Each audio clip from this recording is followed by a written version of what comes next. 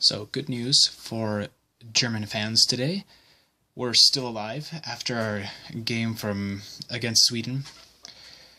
Uh, Things are looking better, but Germany still has to keep up the good work. This is Daniel Orion from Mannschaft Forever, and here's my reaction to the game that happened earlier today. Germany versus Sweden. This was going to be a tough one. I mentioned that Sweden plays very defensively.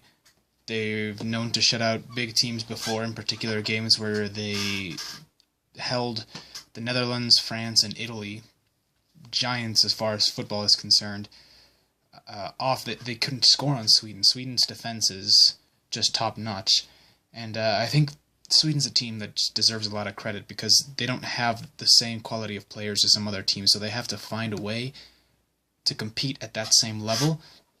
And well, it might not be the prettiest style of football to watch, but they get the job done, and they have slain some giants on the way to the World Cup, and it's been very impressive. And they almost slayed Germany today.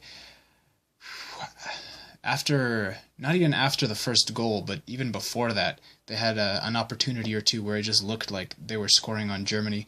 Exactly what I said would happen. Germany, they gather up in the back.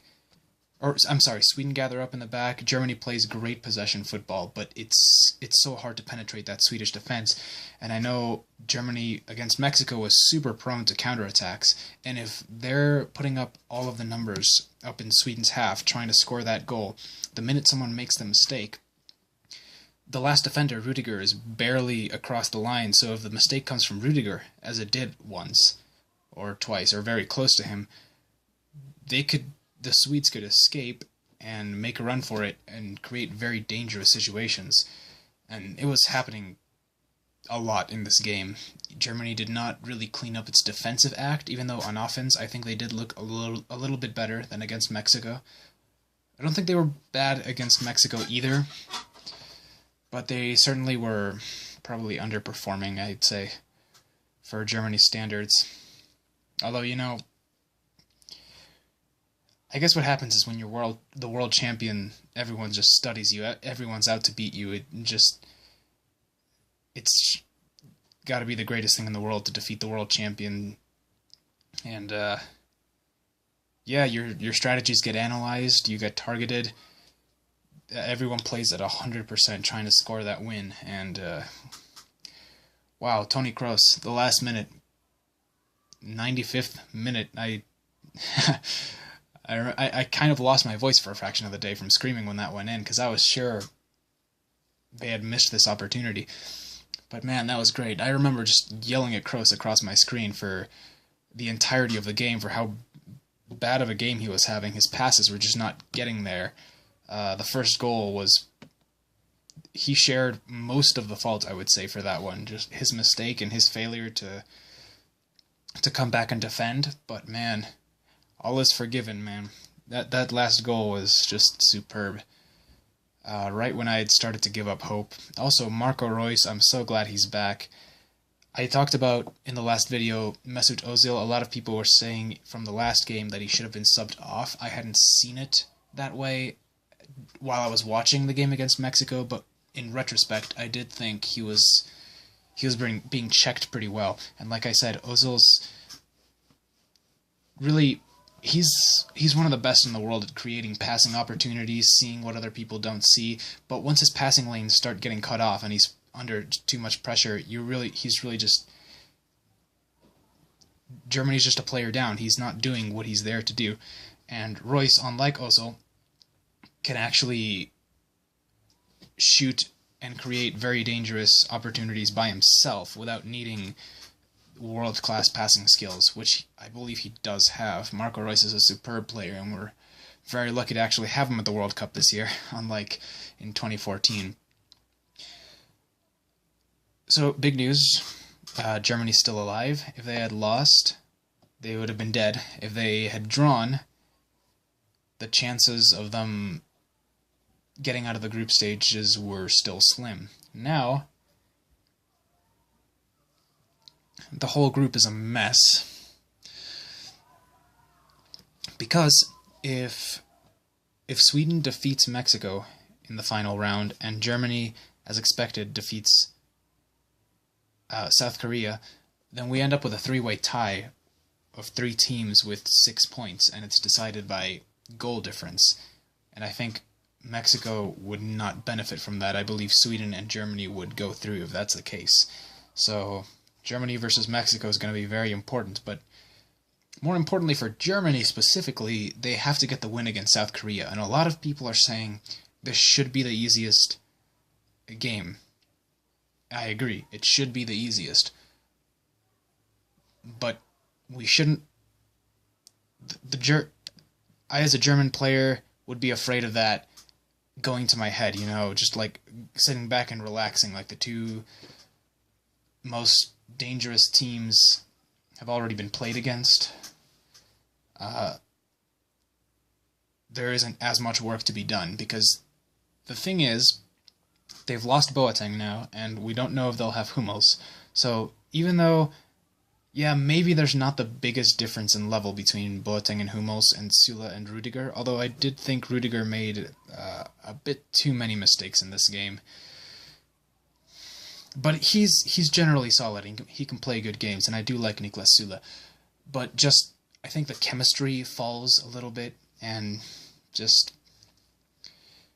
even aside from that, even if they did have Hummels and Boateng, in these last two games, Germany's weakness has been that they dominate the game, practically. There was a statistic up when the game was playing where Germany had completed 122 passes, and I think Sweden had completed 6.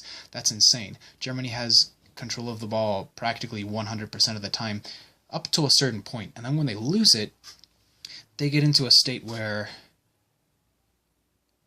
it's like they weren't expecting to ever lose the ball, and they're both of their wing backs are super high up as if they're forwards. Toni Kroos is the only one that comes back and helps with the defense, so there's maybe 3 of them there, but Boateng was actually going up trying to create an extra passing lane as well. So Sweden, which is the slowest of Germany's 3 rivals in terms of the physicality of their players, were still getting through there, capitalizing on those mistakes. One guy would make a run and create some dangerous situations. One of those led to a goal. And if anyone watched that game of South Korea against Mexico, aside from Son's goal, the most dangerous opportunities created was when Mexico committed turnovers and they played long balls, and Son used his speed to get to the ball faster than the Mexican defenders and try and score that goal. Ochoa had to make a brilliant save that almost went under his arm in one of those occasions because Son was just too fast for the defender there, who I think was Alvarez at the time. Not so sure, but yeah, Heung-min Son, faster than any of the Swedish players. So if Germany is going to make mistakes of losing the ball in the midfield, and all of their team has gone forward so much so that the last defender is practically standing on the halfway point, what kind of player do they have that's going to catch Heung-min Son if he makes a break towards the goal?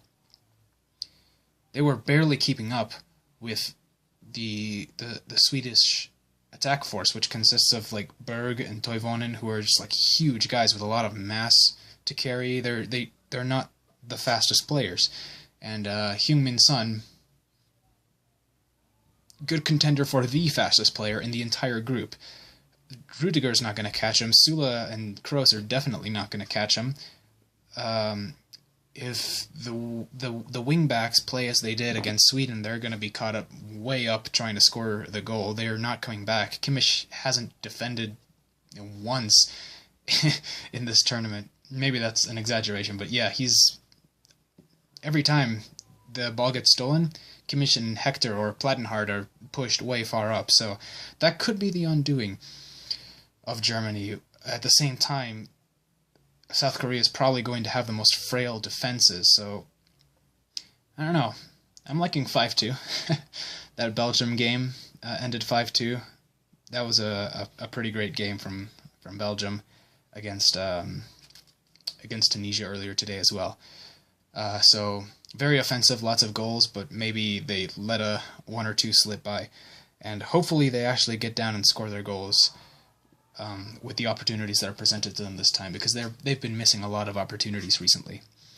But overall, as long as they're conscious of that weakness and the strength that Korea has that could punish them for that weakness, Germany should be good to get out of this group. And then we'll see who takes first, who takes second, and also importantly, who takes first, who takes second in Brazil's group, to determine who we're paired up against in the teams that get out of this group. And we'll see how that goes. Thanks, guys. Have a good day.